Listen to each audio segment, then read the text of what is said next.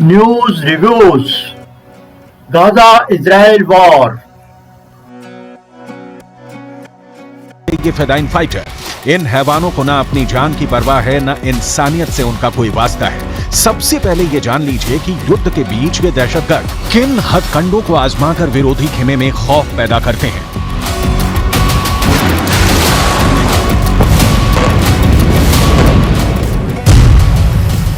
अग्निकुंड में भून देने वाले शैतान, युद्ध में थंडरबोल्ट बम फटेगा,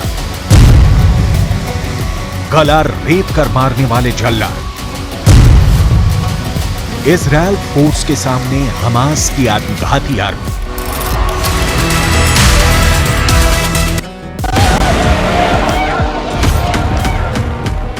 मिसाइलों की मार बढ़ती जा रही है। अमेरिका के हथियारों से भी इजरायल को मदद मिल रही है, लेकिन इतने दिन गुजरने के बाद भी इजरायल अपने बंधकों को रिहा नहीं करा पाया है। इतना ही नहीं, इजरायल ने अब तक हमास के किसी टॉप कमांडर को भी ठिकाने नहीं लगाया है।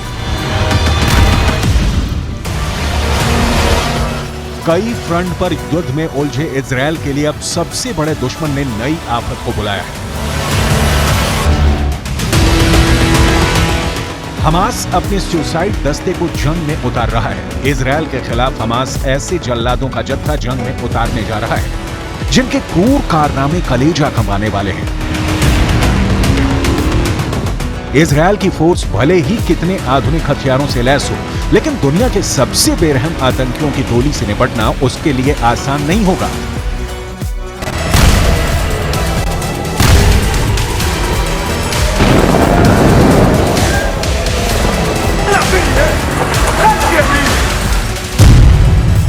इजरायल गाजा में हमास का सफाया कर रहा है।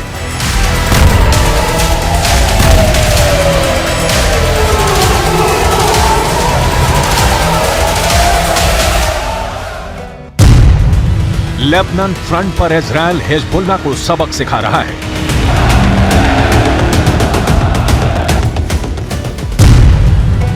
यमन के हूथियों को इजरायल भगा भगा कर पीट रहा है।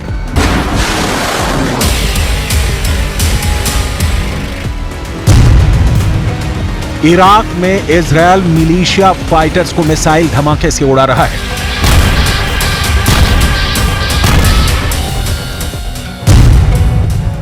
सीरिया में इजरायल सीरियाई विद्रोही फोर्स को एयर स्ट्राइक से धुआं धुआं कर रहा है कि हमास करीब 50 बंधकों को रिहा करेगा।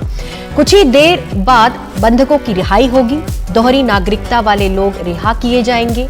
जिस जगह से रिहाई होगी वहां रेड क्रॉस की टीम पहुंच रही है। आपको बता दें, रिहाई वाली जगह पर इजरायल ने बमबारी रोक दी है। और इस पर और ज्यादा जानकारी के लिए हमारे साथ हमारे सहयोगी उमा शंकर सिंह जुड़ गए हैं। उमा, मानवीय कारणों को लेकर लगातार हमास और इजरायल पर दबाव बनाया जा रहा है। क्या कह सकते हैं कि ये ही वजह है कि हमास 50 और बंधकों को रिहा करने के लिए राजी हो गया? ये देखिए, अभी दो तरह की जानकारी आ रही है। एक जो जानकारी ये कहती है कि हमास जो है वो 50 ऐसे बंधकों को रिहा करने को राजी हो गया है जिनकी दोहरी नागरिकता है, यानी कि वो दूसरे और देशों के नागरिक भी हैं। जैसा कि अमेरिका के 10 नागरिक उनके कब्जे में होने की बात की गई थी। तो क्या हमास जो है वो एक जिस तरीके से दुनिया के कई सारे देश, जिसमें अमेरिका भी शामिल है, गाजा में जो मानवीय मदद पहुंचाने में मदद कर रहा है, और दूसरी तरफ इजरायल पे दबाव भी बना रहा है कि वो जो ग्राउंड ऑपरेशन है वो अभी ना शुरू करे और बमबारी जो है उसको कम से कम तर करे, ताकि सिविलियंस